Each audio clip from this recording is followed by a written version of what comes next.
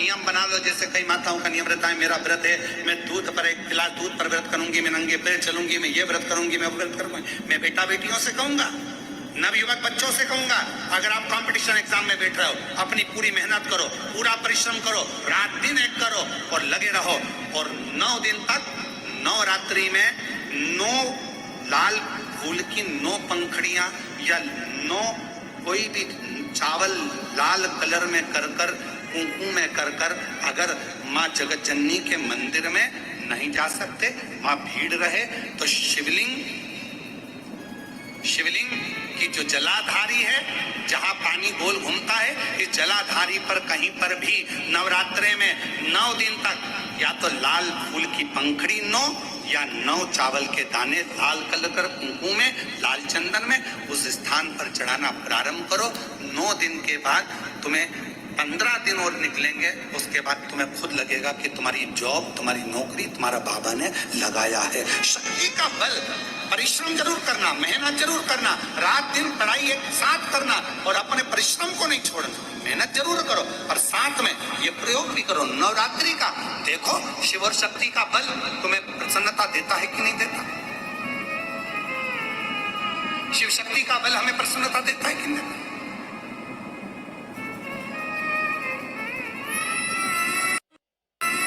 अब कई लोग ऐसे होते हैं, हम नवरात्रि आई है, माता रानी को भज रहे हैं, जगत जननी दुर्गा भवानी को भज रहे हैं, पर शिव जी के मंदिर तक नहीं जा रहे, समय नहीं मिल रहा मंदिर जाने का, क्योंकि माता जी के मंदिर जाते हैं, माता जी को प्रणाम। अरे उस शंकर को पहले भजो, सवेरे उठते से पहला 1 लोटा जल शिव को, क्योंकि उसी के माँ जगत जननी हस्तकमल पर जल जाना जरूरी है। शंकर का चढ़ा वो हमें फल प्रदान करे, सुख दे, आनंद का। केवल 7 दाने चावल के जल के पात्र में चंदन में भिगोकर डाल देने पर और उससे कामना कर कर, आरोग्यता की कामना कर कर, मात्र घर के जो मटका होता है, परिंदा होता है, उसके पास में समर्पित कर देने पर भगवान शंकर का नाम स्मरण कर कर जीव की रोग से मुक्ति भी हो जाती है। रोग नहीं घेरता उसको, आरोग्यता का अनुभव, आरोग्यता का सुख प्राप्त होता है। क्यों बोते हैं? उसको बोने का कारण क्या है? केवल कोई कहे कि हम ठाकुर जी को भजते हैं, भगवान कृष्ण को भजते हैं, कोई कहे हम तिरुपति बालाजी को, नारायण को भजते हैं, कोई कहता है कि हम हरि विठल को, पांडुरंगा को भजते हैं, हमारे यहाँ हाँ हम इनको भजते हैं, तो जवारे नहीं बोते। ना ना, पुष्टि मार्गी है, ठाकुर जी की सेवा करने वाला है, उसके यहाँ भी ये 9 दिन जवारे बोए जाते हैं। रामानुज संप्रदाय से जुड़ा हुआ है, नारायण की पूजन कर रहा है, उसके घर में भी जवारे बोए जाते हैं। पांडुरंगा हरि विठल की उपासना कर रहा है, उसके घर में भी जवारे बोए जाते हैं। जवारे का महत्व हमारे यहाँ शास्त्र कहता है। क्या महत्व है उसका, क्या फल है उसका? जब देवी माता ने दुर्गा भवानी को पंचायत में बुलाया गया, शिव पंचायत में मां दुर्गा बैठी हुई है, और शिव पंचायत में जब दुर्गा भवानी बैठी, इंद्रियों ने उपद्रव मचाया, अहंकारियों ने अहंकार मचाया, असुरों ने, राक्षसों ने हाहाकार मचाना प्रारंभ करा। तब उस समय पर देवाधिदेव महादेव माता पार्वती को देखकर, दुर्गा भवानी को देखकर मुस्कुरा रहे थे। केवल शिव मुस्कुरा रहे हैं, पार्वती को देखकर, दुर्गा भवानी को देखकर, मां जगत जननी को देखकर केवल मुस्कुरा रहे। तब देवता सूर्य नारायण ने भगवान शिव जी को देखकर हाथ जोड़कर प्रार्थना करी। भास्कर देव बोले, सूर्य नारायण बोले, बाबा मेरे मन के संशय को मिटा दीजिए। शिव जी ने पूछा क्या काम है? बोलो क्या चाहते हो? शंकर भगवान से सूर्य देव, भास्कर देव कहते हैं, प्रभु आपके मुस्कुराने का कारण क्या? भारत की भूमि पर जितनी जगह पर भी आप लोग कथा सुन रहे हो, आस्था चैनल पर, फेसबुक, यूट्यूब पर जितने लोग कथा सुन रहे हो, बड़े ध्यान से सुनना कि जवारे क्यों बोए जाते हैं। नवरात्रि में जवारे की महत्वता क्यों होती है, क्यों बोया जाता है, मिट्टी में गेहूं डालकर क्यों उत्पन्न किया जाता है, उसकी महत्वता क्या है? सूर्य नारायण पूछ रहे हैं भगवान देवाधिदेव महादेव से, आप दुर्गा भवानी को देखकर मुस्कुराए, आप हंसे हैं, आपके चेहरे पर प्रसन्नता आई है, कारण क्या? और महाराज देवाधिदेव महादेव ने कहा यहां भगवान विष्णु, गणेश जी, भास्कर देव, आप सब बैठे हो। असुरों ने आक्रमण कर दिया, असुरों ने आक्रमण करा है और वह असुर आक्रमण कर दिए हैं तो वो असुर प्रवेश कर रहे हैं, उपद्रव मचाकर, हाहाकार कर कर नष्ट करने वाले हैं इस पूरी पृथ्वी को। तो फिर उसको बचाएगा कौन, कैसे बचेगा? शिव जी ने कहा चिंता मत करो।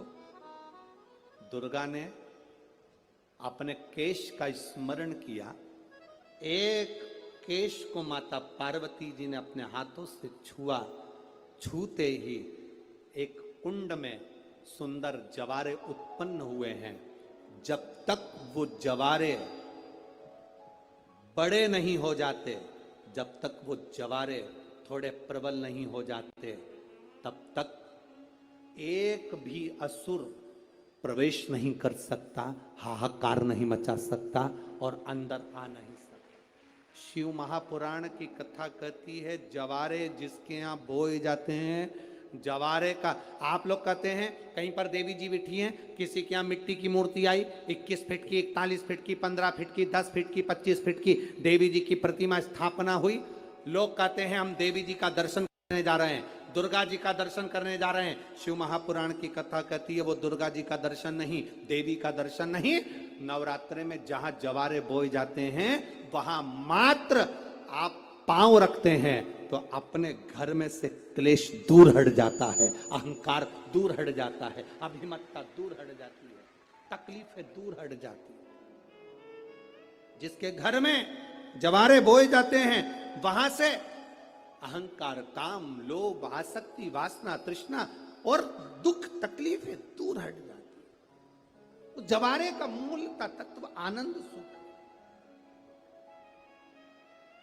महाराज उसको समझने वाला समझ सकता है। या चैत्र नवरात्रे में, शरदीय नवरात्रे में, आषाढ़ी नवरात्रे में, आदिक पौष नवरात्रे में हम शंकर की, हम जगत जननी जगदम्बा की जब स्थापना करते हैं, या हम नूतन घर का प्रवेश करते हैं, या गणेश जी की स्थापना करते हैं, या कोई दुकान को प्रवेश करते हैं, या कोई शुभ कार्य करने के लिए अग्रण्य होते हैं, तो हम कलश की स्थापना क्यों करते हैं? आज शिव महापुराण में शुरुआत में अपन शिव और पार्वती की यही संवाद को लेकर चलते।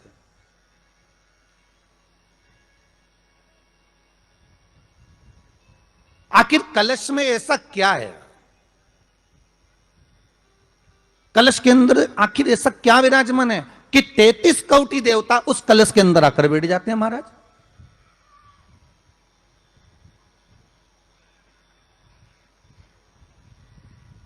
आप कोई यज्ञ करने जा रहे हो, आप कोई पोथी पुराण करने जा रहे हो, आप कोई अच्छा कार्य करने जा रहे हो, तो ब्राह्मण देवता कह देते कलश की स्थापना होगी, कलश की शोभा यात्रा निकलेगी, कलश यात्रा निकलेगी, कलश विराजमान होगा। और आज हर की पौड़ी पर, प्रयागराज में या उज्जैनी में, नासिक में जो बड़े बड़े कुंभ के मेले होते, कुंभ का मतलब भी तो कलश से होता है। उसकी महत्वता क्यों है? उस कुंभ की, उस घड़े की महत्वता कहां से प्रकट हो गई? शिव महापुराण की कथा कहती है महाराज, भगवान औघड़दानी शंकर स्वयं आद्य शक्ति जगदम्बा से कहते हैं कि जगदम्बा तू क्या चाहती है बोल। तो जगत जननी जगदम्बा कहती है कि जहां मैं हूं वहां शंकर है। ये आपने कह दिया, पर जहां शंकर है वहां पार्वती का होना जरूरी है। उसके लिए सिद्ध करने के लिए एक स्थान ऐसा बनाया जाए जहां पर शंकर विराजमान है और शंकर के साथ पार्वती विराजमान है। तो शिव जी ने कहा पार्वती, उसके लिए मैं तुझे एक सुंदर कलश का निर्माण कर देता हूं। दुनिया का रचनाकार, दुनिया की रचना करने वाले महाराज, संपूर्ण ब्रह्मांड की रचना करने वाले, जिनको भगवान शिव ने स्वयं ब्रह्मदेव से कहा है कि ब्रह्मा जी तुम सृष्टि खंड को आगे बढ़ाइए, सृष्टि की रचना करिए। और आज ही के दिन, यही चैत्रीय प्रतिपदा के दिन,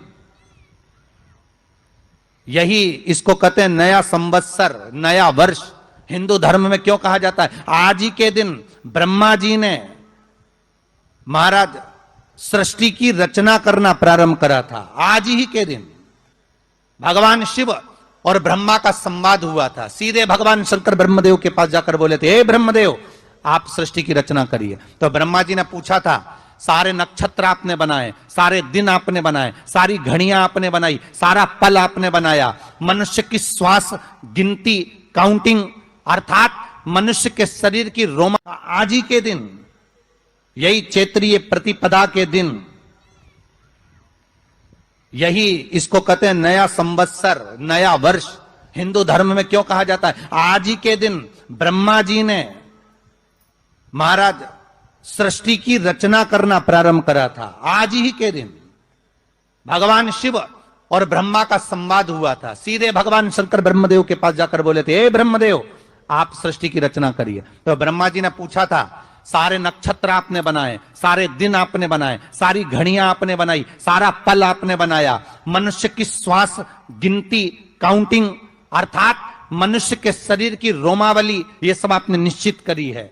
नवरात्रि का ये जो आप पहले दिन ही कलश स्थापना होती है और पहले दिन ही आपको ये ज्ञान हो जाए कि बच्चे पूछे कि कलश क्यों रखा जाता है, कलश के ऊपर आम के पत्ते क्यों लगाए जाते हैं, कलश के ऊपर नारियल क्यों रखा जाता है, कलश के ऊपर 9 बार मोली क्यों बांधी जाती है, मोली मतलब लच्छा नाड़ा 9 बार क्यों लपेटा जाता है नारियल के ऊपर, कलश के ऊपर जब रखते हैं, कलश के ऊपर जब जब श्रीफल रखाता है, नारियल रखाता है, तो उस पर 5 बार 7 बार मोली नहीं लपेटी जाएगी, तो 9 ही बार लपेटी जाएगी। 5 या 7 बार लपेटते हैं तो कहते हैं कि लक्ष्मी की छिन्नता होती है, और वो 9 बार लपेटी जाती है तो भरपूर लक्ष्मी का भंडार बढ़ती है। क्यों क्यों कहते हैं?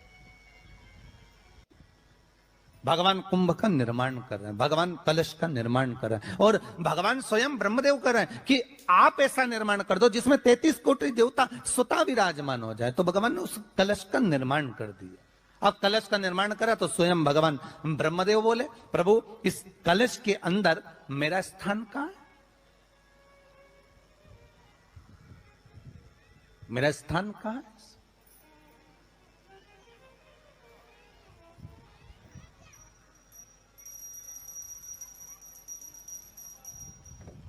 बहुत ध्यान देना महाराज, कलश का जो मुख होता है उस मुख पर भगवान विष्णु का स्थान होता है। किसका स्थान है? भगवान विष्णु का। थोड़ा सा नीचे आओगे, जहां से कलश का मुख दबा हुआ होता है, वह जगह भगवान स्वयं शिव की होती है। किसकी जगह है? भगवान शंकर की। कलश का अग्रभाग, नीचे का भाग जहां से फैला हुआ होता है, वहां ब्रह्मा का आधिपत्य स्थापित होता है। फिर कलश का जो नीचे का भाग होता है वो भगवान शिव और शक्ति का स्थान होता है। कलश के बाहरी भाग में, जहां पर बाहर का हिस्सा होता है, उस कलश के बाहरी भाग में 33 कोटि देवताओं को भगवान शंकर ने लाकर विराजमान किया होता है। महाराज भगवान शंकर 33 कोटि देवताओं को निमंत्रण देकर उस कलश में विराजमान कर दिया। कितना सुंदर लिखा है देवी भागवत के अंदर कि जहां कलश की स्थापना होती है उस जगह पर किसी देवताओं को बुलाने की जरूरत नहीं होती। 33 कोटि देवता उस जगह पर स्वतः विराजमान हो जाते हैं। स्वयं 33 कोटि देवता स्वयं वहां विराजमान। नवरात्रे एकम से प्रारंभ नहीं होते, अमावस्या की रात्रि से प्रारंभ हो जाते, इसलिए उसको कहते हैं नवरात्रे, क्योंकि